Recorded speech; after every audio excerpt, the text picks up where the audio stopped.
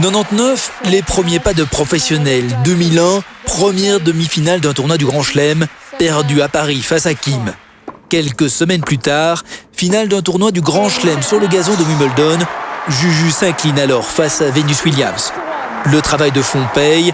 2003, le déclic à Charleston face à Serena Williams. Finale 100% belge à Paris face à Kim. Justine l'emporte avec les félicitations du roi.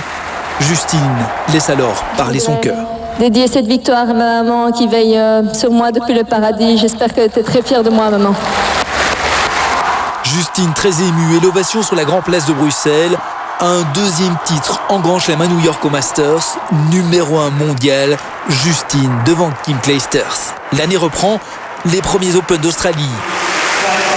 Inquiétude de Justine face au cytomégalovirus. 2004, l'année olympique, la médaille d'or à Athènes. Après une première interruption de carrière, Justine Henin était revenue au tennis et à la compétition en janvier 2010 précisément. De Brisbane à Melbourne, le retour aura duré une année avec à la clé 2 titres. Eric Van Deus. Quand en mai 2008, Justine quitte le tennis, tout ne s'arrête pas pour elle. Elle devient ambassadrice de l'UNICEF, très active, on la voit souvent, et notamment au Congo. Elle s'implique également dans la campagne pour la Coupe du Monde de football en Belgique en 2018, aux côtés de Tia Elbo. Surprise, en septembre 2009, peu après le retour à la compétition de Kim Clijsters, Justine annonce également son comeback. Je serai de retour à la compétition très rapidement maintenant. Elle décide de recommencer et elle s'attaque au tournoi de Brisbane. Un échec contre Kim. Vient ensuite l'Open d'Australie en janvier 2010, mais elle perd également en finale contre Serena Williams cette fois. Pourtant elle s'accroche. Tournoi de Miami, puis Roland-Garros l'an dernier. Elle s'y incline en 8e de finale contre l'Australienne Samantha Stosur. Vient ensuite Wimbledon, qui décidément ne lui aura jamais porté chance. Là aussi, elle perd en 8e de finale contre Kim Clijsters, mais elle s'est blessée. Une chute, le ligament du coude droit est touché. Elle ne perd pas espoir. En octobre, sa blessure va mieux. Oui, ça se passe sans douleur. On sent évidemment qu'il y a eu un traumatisme, ça c'est clair. Il faut encore retrouver un peu la puissance musculaire, bien travailler sur la mobilité, donc retrouver des automatismes et puis de la confiance aussi, puisque j'ai quand même été mobilisée pas mal de temps. Mais rien n'y fait. Adieu donc au match exhibition au Stade Roi-Baudouin pour la présidence européenne de la Belgique, où elle sera néanmoins présente pour commenter l'événement. Adieu également à l'US Open. Elle se concentre sur son objectif suivant, c'est l'Open d'Australie en janvier 2011. Mais peine perdue, la douleur est trop forte. Au 3e tour seulement, c'est le retour en Belgique et la décision douloureuse de s'arrêter. L'incrédulité d'abord, puis la très grande surprise. Ce sont les réactions à l'annonce de la décision de Justine Henin cet après-midi. André Stein, le président de la Fédération francophone de tennis, qui veut avant tout dire merci à Justine pour tout ce qu'elle a donné. Il est avec Vincent Jamoul.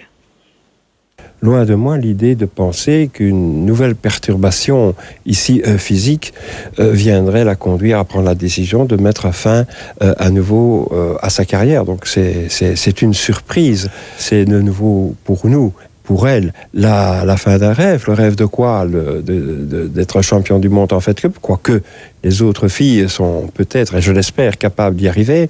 La fin des rêves aussi pour les Jeux Olympiques de 2012 à Londres.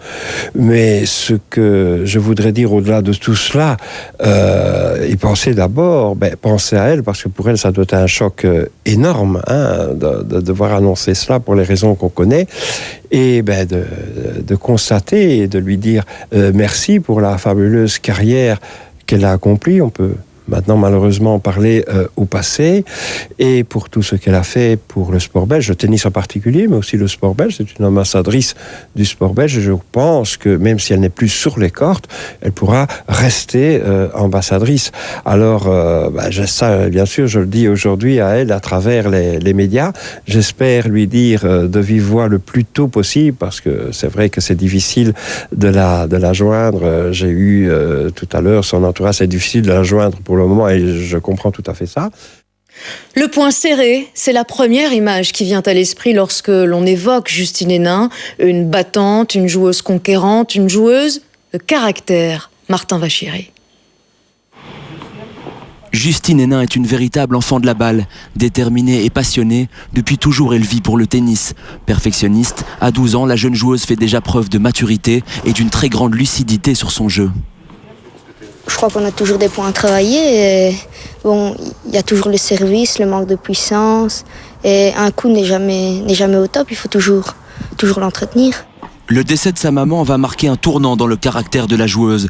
De sa douleur, elle puise une énorme force mentale. Désormais, elle n'a plus qu'un seul objectif en tête, la victoire.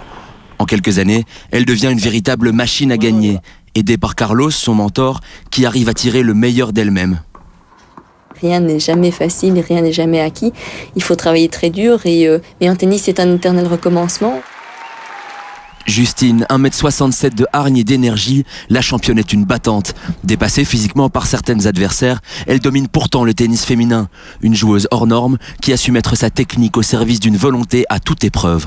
Elle avait un sens du jeu, une intelligence du jeu, une technique bien plus forte que n'importe qui. C'était par moments, son tennis frisait la perfection. Mais cette perfection trouve maintenant ses limites. La fin de carrière de Justine est marquée par les ennuis physiques et les blessures.